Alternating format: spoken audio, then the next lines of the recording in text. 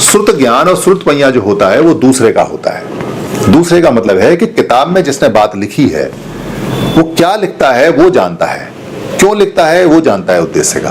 ये टेलीविजन के अंदर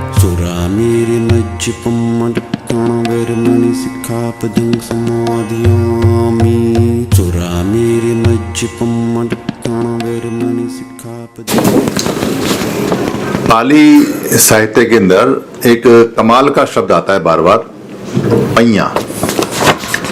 आपने सुना होगा और देखा भी होगा, जो गांव की पुरानी महिलाएं हैं, जो बूढ़ी औरतें हैं, कोई अगर नवयौवना शादी करके आती है या उनकी छोटे रिश्ते में कोई आती है या कम एज में कोई महिला आती है, तो वो आते ही कहती हैं माँ तेरे पहिया पढ़ूं, और वो उनके पैरों को टच करते हैं, फीट को रगड़ते हैं कई बार, और वो उनसे एक आशीर्वाद जैसी मुद्रा में लेते हैं। उसको पहिया पढ़ना बोलते हैं। पहिया पढ़ने का जो शब्द है पहिया, ये पाली का शब्द है।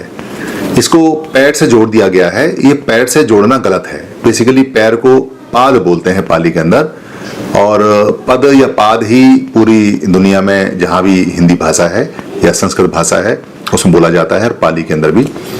पहिया शब्द जो है वो पाली का है। इसका हिंदी में अगर हम नाम लेंगे तो ये प्रज्ञा है, यानी पहिया और प्रज्ञा एक शब्द है।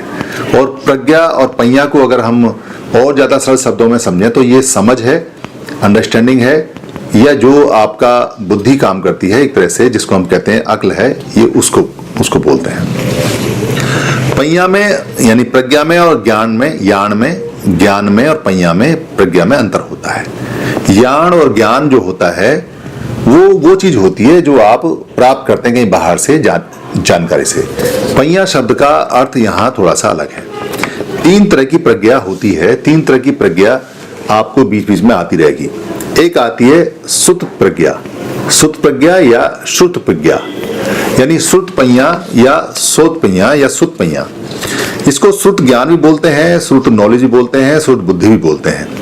इसके अंदर जितने भी सोर्सेस हैं, यानी जितने भी सोर्स आपने अब तक आपके पास आए हैं, वो सारे सोर्सों से जो आपको समझ आती है, जो जानकारी मिलती है, जो ज्ञान मिलता है, जो समझ पैदा होती है, उससे बोलते हैं। जैसे टेलीविजन है, किताब है, या कोई मंचन है, ऑडियो है, वीडियो है, व्हाट्सएप है, टीवी है, या फेसबुक है, मेल है, बुक्स हैं, दंत कथाएं हैं जो दादी ने या अम्मा ने सुनाई हैं हमें, जातक कथाएं जो भगवान बुद्ध हैं या उनके सुनाने वाले जो भाड़क होते थे उस समय वो सुनाते थे वो हैं, या किस्से कहानी हैं, या बुजुर्गों का छोटी छोटी जो बातें अनुभव है वो सारी श्रुत पहिया में आती हैं।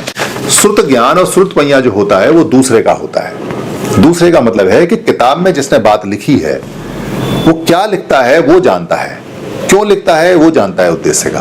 ये टेलीविजन के अंदर जो बात आपको बताई जा रही है वो ज्ञान आपका नहीं है, वो नॉलेज आपकी नहीं है। उसने कितना फोटो उसमें काटा है, कितना छाटा है, और वो उस पल आपको क्या बताना चाहता है, वो उसका दूसरा पक्ष दिखा रहा है या नहीं। एक अच्छा पक्ष उसने दिखाया, खराब नहीं दिखाया, या खराब दिखा दिया, अच्छा नहीं दिखाया। तो दूसरे की नॉलेज, यानी किताब भी दूसरे ने लिखी है, अखबार भी दूसरा आदमी लिख रहा है। अखबार आपकी मर्जी से नहीं आता। अखबार में जो अखबार का मालिक या जो अखबार का एडिटर या जो अखबार का राइटर, लेखक है, वो जो लिखना चाहता है वो लिखेगा, उसमें आपका कुछ नहीं है। तो ये सारी इंफॉर्मेशन जो ज्ञान और समझ होती है ये पराई होती है, इसमें आपका कुछ नहीं है। व्हाट्सएप पे, फेसबुक पे या मेल में जो भी आता है वो बाहर से आता है, उसमें आपने कुछ नहीं किया।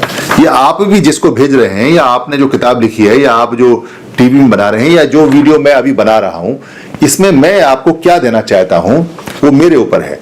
ये 1 साइडेड है, 2 साइडेड नहीं है, यानी एक तरफा है, 2 तरफा नहीं है। जो मैं कह रहा हूं वही आप सुनेंगे और उसी पे आप आगे देखेंगे। क्या करेंगे आगे?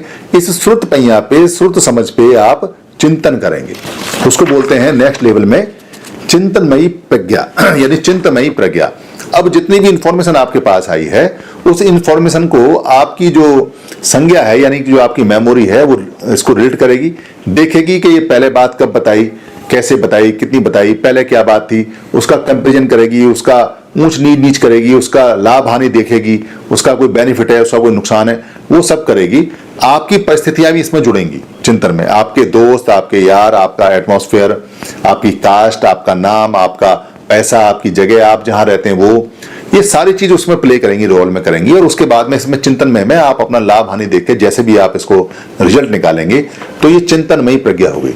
ये चिंतनमयी प्रज्ञा पूरी आपकी नहीं है, ये बहुत जरा सी आपकी है, क्योंकि इसमें जितनी भी परिस्थितियां हैं वो बाहर की हैं, वो आपके कंट्रोल की नहीं है। चाहे इसमें एटमॉस्फेयर है, चाहे आपकी रिश्तेदारी है, चाहे कोई पड़ोसी है, चाहे मोहल्ला है, आप कहाँ रहते हैं, कैसे रहते हैं, क्या इसका फायदा क्या नुकसान है, वो सब परिस्थिति के ऊपर है।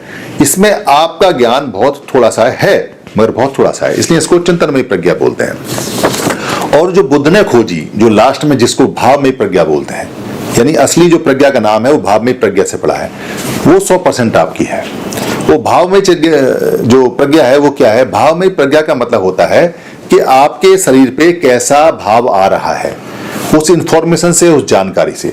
आप पास होने की खबर आपके पास आई तो आपका शरीर कैसे महसूस कर रहा है, और आपको फेल होने की खबर आई तो आपका शरीर कैसे महसूस करता है। किसी ने आपको अपमानजनक कोई बात कही तो आपका शरीर कैसे अनुभव करता है, और किसी ने आपको अगर प्रसन्नतापूर्वक बात कही तो आपका शरीर कैसे अनुभव करता है।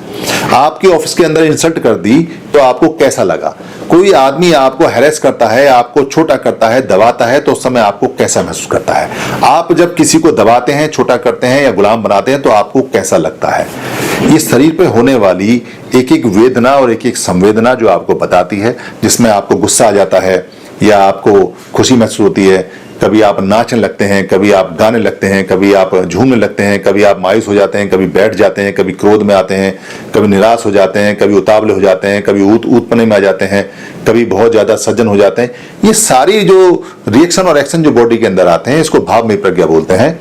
इस भावमयी प्रज्ञा के लिए चिंतामयी प्रज्ञा और सुतमयी प्रज्ञा की आवश्यकता नहीं है।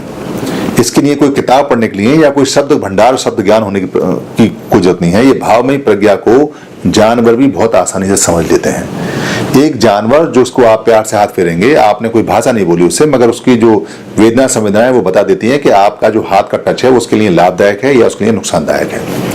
आपकी आवाज की वॉइस बता देगी कि उसके लिए अच्छा या खराब है। ये सारा बुद्ध ने खोजा, ये सारा बुद्ध ने बताया। हम तीनों प्रज्ञाओं का बीच में कहानियों में जिक्र करते रहेंगे, इसलिए ये आपको बताया गया है। धन्यवाद।